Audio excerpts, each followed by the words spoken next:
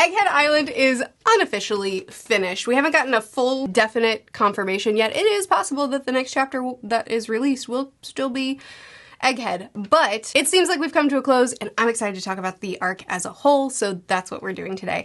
I did ask y'all in a community tab what you thought of the arc, if you, how you would rate it, and it has been aggressively positive from the perspective of people who follow someone who essentially fangirls every single week about the series. So, you know, totally unbiased. But I'm happy at that because I too have had a wonderful time with this arc and I'm excited to dig into what made it so special and how incredibly well Oda has orchestrated so many elements into this arc. This was the beginning of the final saga and it felt like it. We took a wider look at the world, checking in with some heroes of the story, some incredibly powerful characters, and showed off their strength. We checked in with beloved characters that are continuing their part of the story, even as we're not focused on them. And we introduced the bigger threat that's behind the world government, setting up pieces to get us to Elbaf while moving the wider pieces along to set up the final arc. It was so cool to step out of Wano, the land of traditions,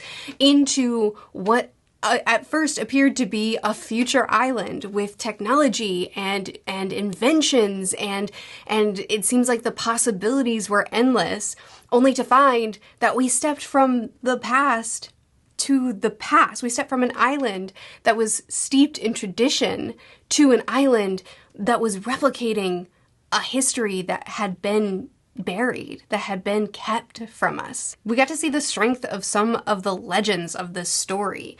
Joy Boy, the first one to be called a pirate, we saw a display of his incredible strength, and it ended up being an essential piece of us being able to escape this island. Kuma's backstory, which I will argue was absolutely a display of strength. Strength of resilience, strength of hope, the strength of a father who will take on anything to protect his daughter, and a display of the legendary Garp's strength as well as what he believes in. He made clear that he believed in the next generation and in passing on the mantle to them. Kobe believes in protecting all and sacrificing of himself. And when Kobe did exactly that, Garp put himself in the way of his protege and sacrificed himself for the sake of shepherding in the next generation. He cheers them on as he's being badly wounded, potentially killed, definitely captured. And he laughs because he believes that this is the correct order of things. We watched Garp's core beliefs on display as we also watched his power on display. Characters like Joy Boy, Kuma, and Garp were characters that have been built up for a very long time in the story, and we got to see the power of what they have, of what they're capable of, and it didn't disappoint. But it also was displayed in very unique ways for each of them individually. And that theme of believing in the next generation was reinforced in the arc that Luffy got with Bonnie. At the beginning of the arc, Bonnie was his enemy, at least from her perspective, and she asked him why he had white hair on his wanted poster, and he told her, "That's when I'm the most free." Then, as things begin to feel hopeless for Bonnie and she issues a very weak punch because she stops believing in a future where she can overcome this all, Luffy teases her and tells her that her punch wasn't good enough. But he shows her how to punch well, and he encourages her to become Nika, having her then become her most free self as well. When he went to punch Saturn, he looked back at her and shepherded her in with him and assisted her as she delivered the punch on her oppressor. He was what Kuma and Bonnie had been waiting for, and Kuma started to lose his faith in the end when he said Nika is probably only a legend, but he still had some belief that maybe there could be one, and Bonnie started to lose her faith in the end. But together, they got to see the one that they had been waiting for. And they both emulated him in their own way. Kuma dedicated his life to emulating Sun God Nika. He protected people and did so much for his country, for his friends, for his family, sacrificing everything to be like the one that he had been waiting on to set them free. Bonnie's emulation was more physical, but what a gift to Kuma to watch his daughter become like the one that Kuma had dedicated his life to become like. And how cool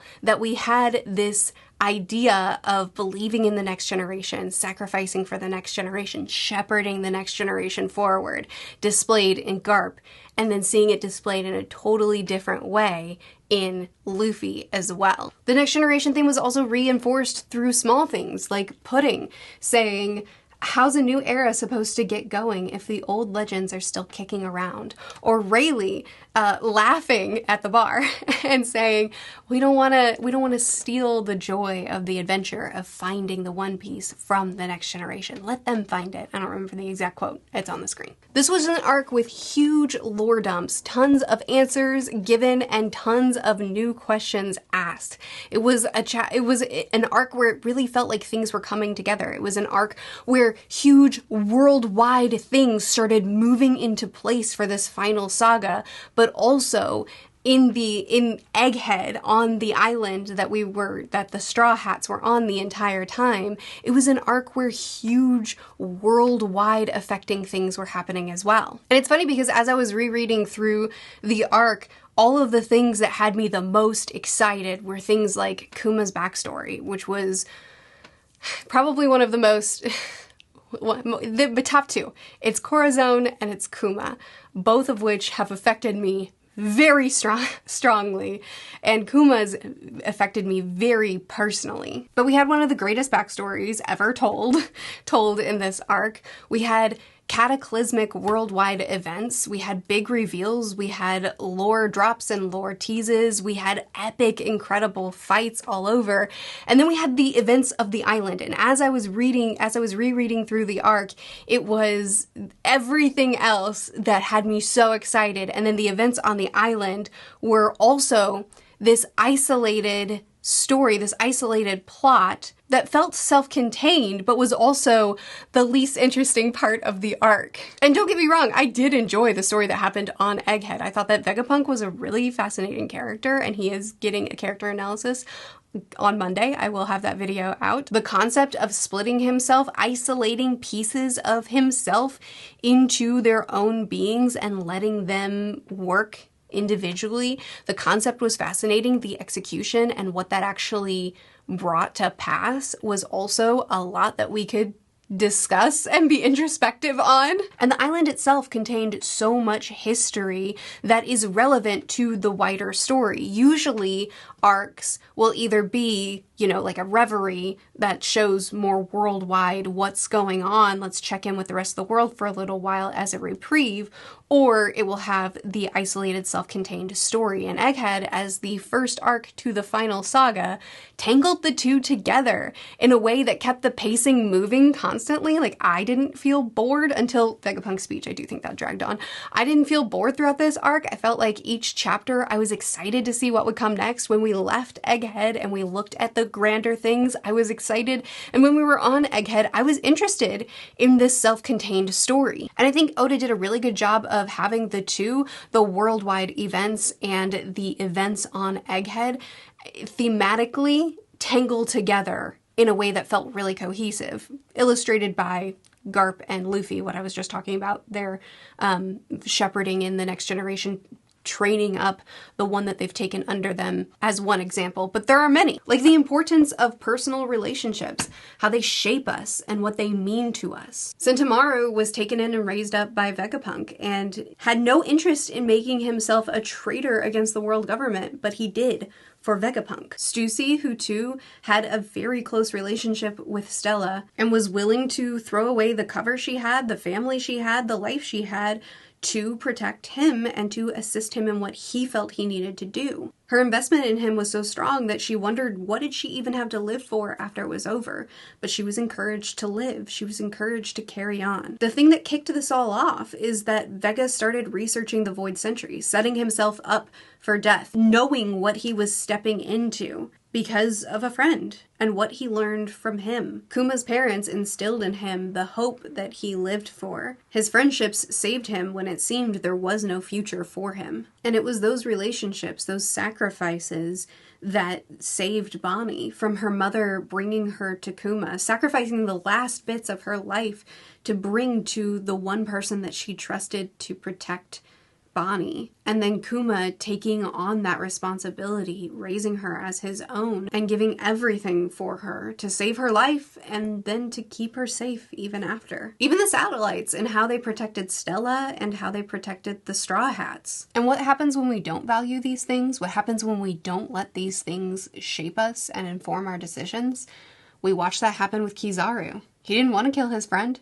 He made that abundantly clear from the beginning. But he accepted his role as nothing but a cog in the machine. He didn't fight for his freedom. He didn't fight for his own path. And we watched what that did to him. Kuzan didn't want to be involved in Ohara. And even now, he hangs on to those memories of a good friend fighting back against the Navy and the sad eyes of a young girl whose fate he held in the palm of his hand and the decisions he made. And now his actions are directly affected by that. The path he's choosing now are because of how he was shaped by those decisions. Even Akainu didn't want to fight and kill Kuma. And I think we're going to continue to watch Akainu and Kizaru's path as they're shaped by these decisions that they're making, similar to the decision that Kuzan made and has informed where he's gone from here. I'm not saying they're all going to go in the same way that Kuzan went, but I think we're going to continue to watch this plotline with them progress. And tying directly to all of this is the concept of free will. Bonnie says that Kuma has been turned into a pure, unthinking, living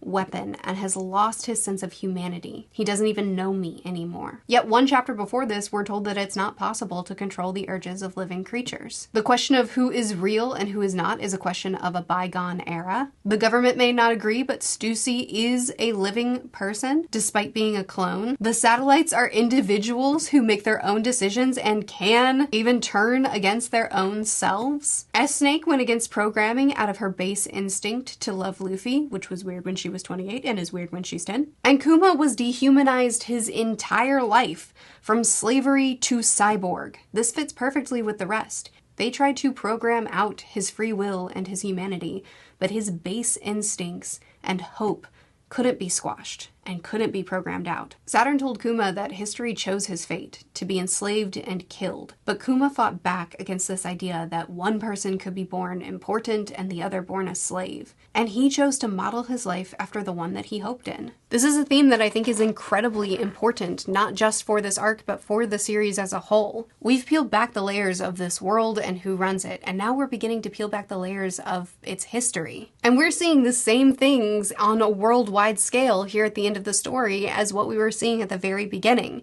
Those who would do anything for power, who choose power over all else, who choose to dehumanize and harm others for their own self-gain. And we see the power of those who fight back. And we see one of the core themes that this story has been illustrating to us from the very beginning, that people deserve freedom. That people don't deserve to be pushed aside or to be shoved down for the sake of someone else being elevated. That those being harmed can rise up and fight for the freedom that's been stolen from them. These themes were in nearly every arc before this one and are so strongly and brutally illustrated through Kuma's backstory, and I think that they are an essential piece of how the story is going to end as well. I just really think that this introduction arc, this opening arc to the final saga, did a really great job of tangling together the concept of a self-contained arc with some lore and worldwide things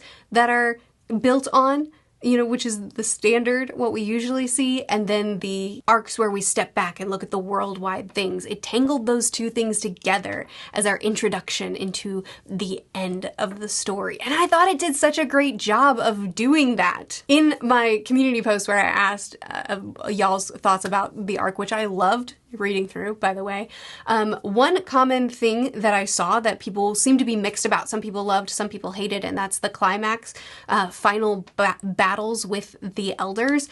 I personally thought that the climax worked great for the final fights. I loved seeing the giants fight alongside Luffy and the Straw Hats come together to strategize and figure out a way off of the island. I love that we rarely see the Straw Hats actually run from the final boss, but in this case it showed that our final fight isn't just the admirals. You know, it's not just the Navy, Straw Hats against the Navy. It's actually powers behind the Navy, and for them, they're strong enough that we have to run. I think that elevates the final stakes really well, and it means that Luffy can't just punch and be done. In fact, when he punches, even really, really hard, it doesn't do anything, and I think that's a good thing. It means that that fight didn't end in Luffy winning. It didn't end in us beating up the bad guys, but it does mean that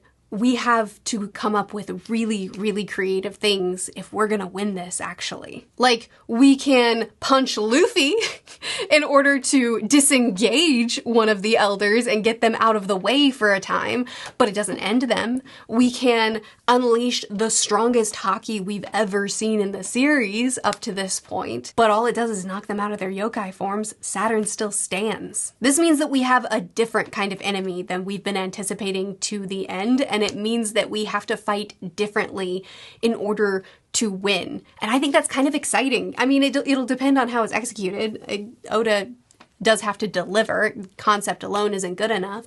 But I mean, I have faith in this story. There are certain things too that in real time I saw was a problem for a lot of people, and then retrospectively a few people have brought up, and that's like the whodunit side of things.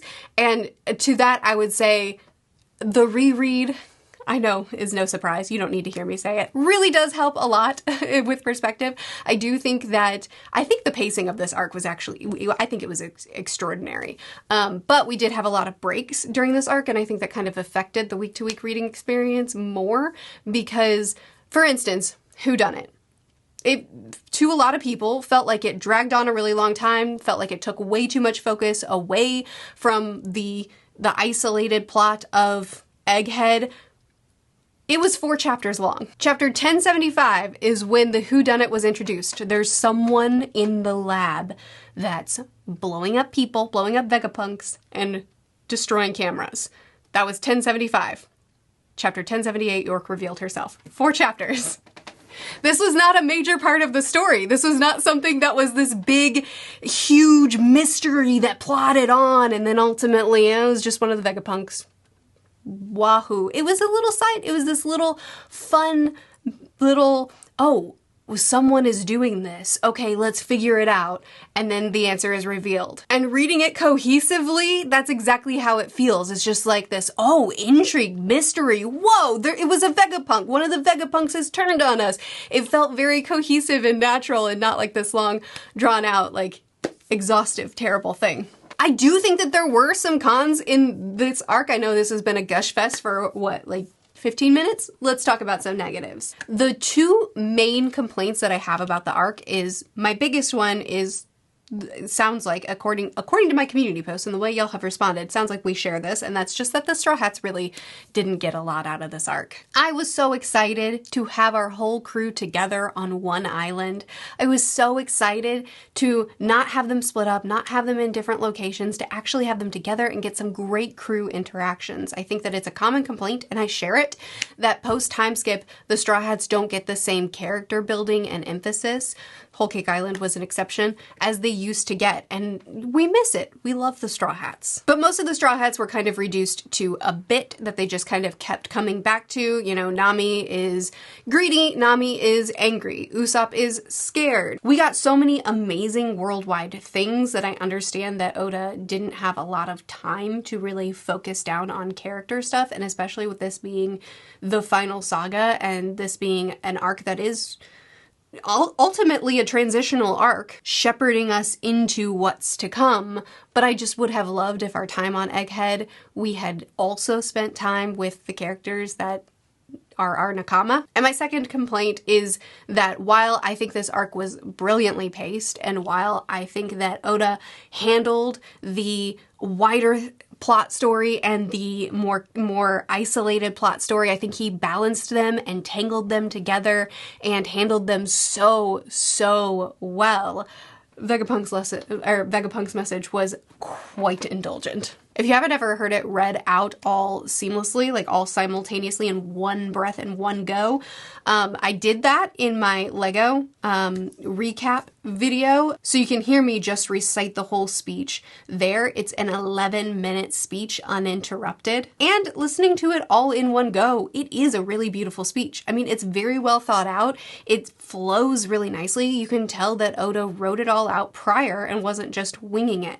But in a week-to-week format, it reads indulgent. It reads unnecessarily verbose. Now, in the context of the story, Vegapunk taking his time to really explain things the way he wants to explain them and doing so in a clear and, one could say, verbose way makes sense in world.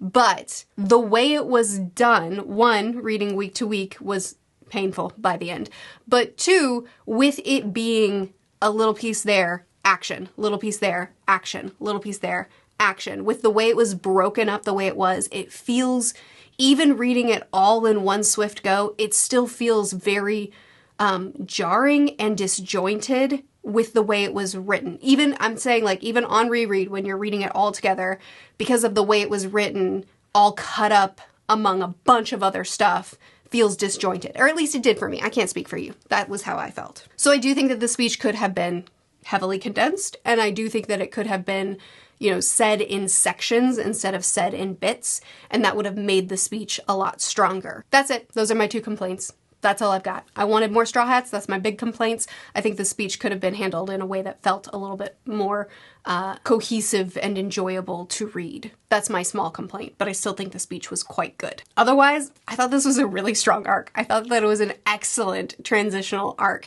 And it seems odd to have an arc where we're just arriving for a moment and then the main goal of the arc is to get off the island. We're not exploring it heavily. We do explore it, but we're not exploring it heavily. We're not getting to know the people and the culture and their history and all these things. It is an arc that is primarily about giving information and getting out. But I think breaking the formula worked really well for this story. And I just really like that the arc opened with a robot carrying the Sunny into the island, and then it ended with a giant robot defending them so that they could flee the island. Like, I love that circular writing that Oda does. But really, it was an arc that, while being entertaining as I was reading it, at least in my experience, it also did such a great job of creating intrigue, pulling our focus into the major things that we need to be focused on, like the will of the D and how devil fruits were made, bringing us back to Ohara and the history that we've been waiting on, learning about the secrets behind the world government and the powers that the elders hold, even setting us up for a reflection of what we saw in Kuma, fighting against what fate has destined, in that the admirals are potentially going to continue to turn, in that we have the Seraphim programmed to be the strongest fighting machines, but we see that they have some sense of free will in them as well, some ability to override that. The pacifistas that are not totally loyal to the world government, that if we have Bonnie with us, then we also have a way around that as well. All of these forces that make things seem insurmountable. Again, I think the main things that are going to be assets to us in the end are all tied into what we've explored through Kuma and his backstory and everything that he's been through and fought for. And I think that's such good writing. Like, I think that's so cool. I don't know. I know this was kind of a gush fest. I really enjoyed Egghead. I do think it has its problems. I do think it has like little nitpicky things as well as kind of larger things. The Straw Hat thing is a pretty big deal for me. But what a departure from what we're used to, and what a fun departure it was. And I am so excited for Elbaf. But what did you think? I would love to hear your thoughts. I would love to hear what you thought of Egghead. Did you enjoy it? What did you love about it? Did you hate it? Why? Please chat with me more in the comments. I'll see you again soon. Bye.